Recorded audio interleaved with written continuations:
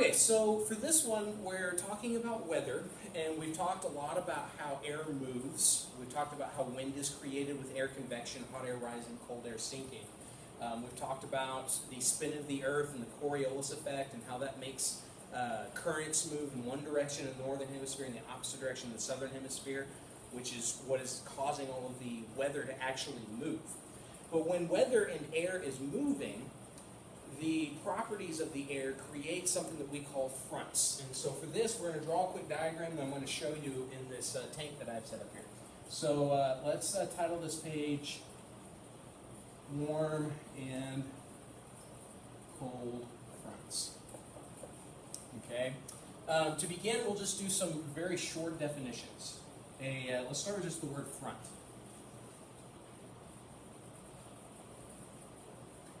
You're probably familiar with this word, at least in part, if you've ever watched weather on the news.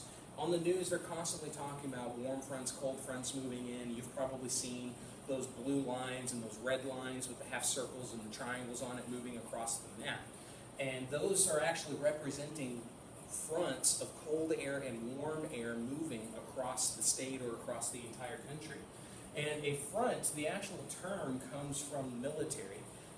The very first people that started doing like the intense meteorology back in the 30s and 40s, and we started figuring out how weather started working really well, they actually had a military background.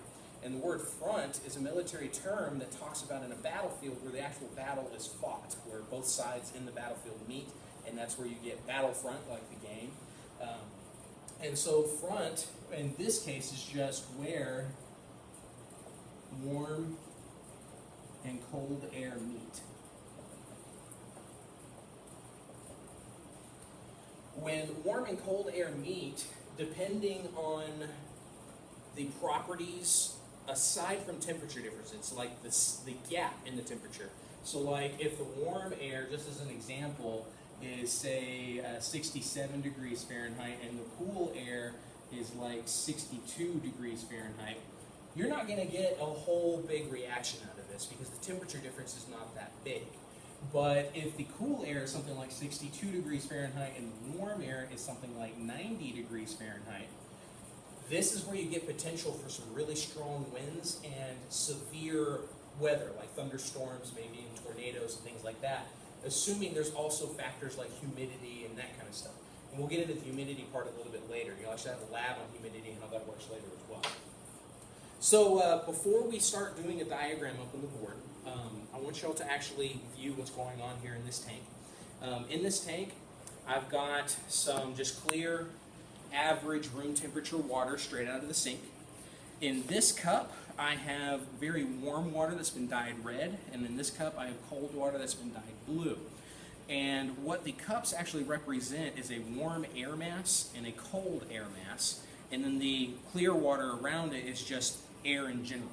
And so when a warm air mass and a cold air mass meet, or they're released into the environment, what ends up happening?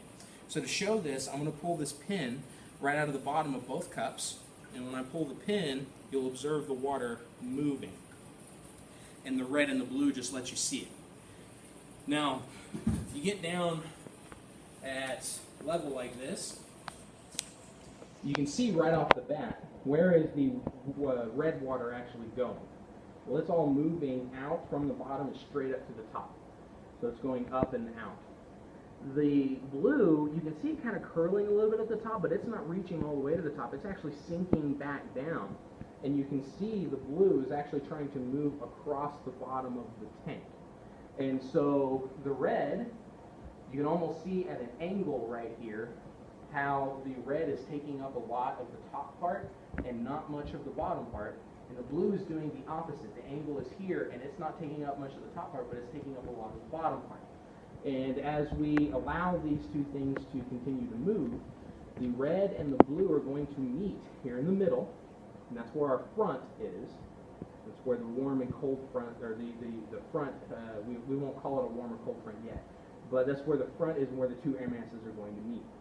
And yeah, you can see really well now, the red is taking up all the way over to this other cup, and the blue is just now starting to reach this cup as well. And we're going to get a pretty decent diagonal line where you're going to see some blue water and some red water and they won't exactly start mixing right away, and they won't start mixing until they've had enough time to settle and begin to reach the same temperature, and then the water will turn purple. But before that happens, as the water has two different temperatures, they'll actually touch each other, and then they'll sit there and not do much until the temperatures begin to equal out. And that line where the cold air and the warm air are actually touching each other, and you can see it right here. It's going not quite as diagonal, but you can see the cut almost where the blue and the red are meeting, but they're not really mixing very well yet. That is the front boundary. Boundary being just like a stake mat boundary, just boundaries with your parents, a line that exists that can or shouldn't maybe be crossed depending on the context. But we'll see when we start dealing with air masses moving that the boundaries often do get crossed, and when that happens, we start getting our severe weather. Now, the demo here, I'm going to leave it going, but it's pretty much reached the point where it's going to begin mixing.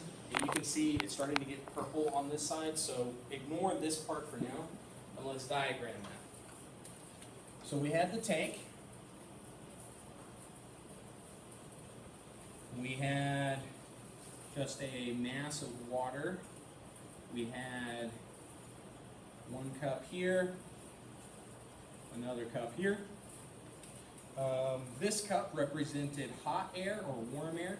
This cup represented cool or cold air. And the blue stayed down towards the bottom, and it kind of curled up a little bit, and it did a down angle and took up this general area, and the cool was coming out right here. Then the warm came up and out and over and moved up like that. And just like we reviewed a few days ago when we did the air convection demo, hot air likes to rise because it's less dense. The particles are more spread out. Cold air likes to sink because it's more dense. Particles are a lot closer together.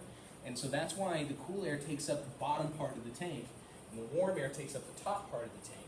And right here, this boundary is the front boundary, where the two airs are meeting. Now, a misconception, and this is because of the way the news actually shows it, the frontal boundary often looks like a curved line moving across the United States, and it might have triangles kind of like this, or it might have another line that might have half circles kind of like this. And you think it's just like a wall, straight up and down, where you've got warm air on one side and cold air on the other side. That's not how it works. It's very slanted.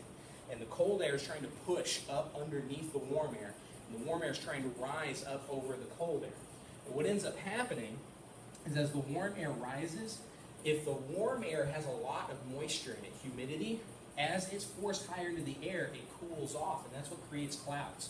So right in this region, where the cold air is forcing underneath the warm air, and the warm air is getting forced higher into the atmosphere, this is where you're going to start getting clouds and storms.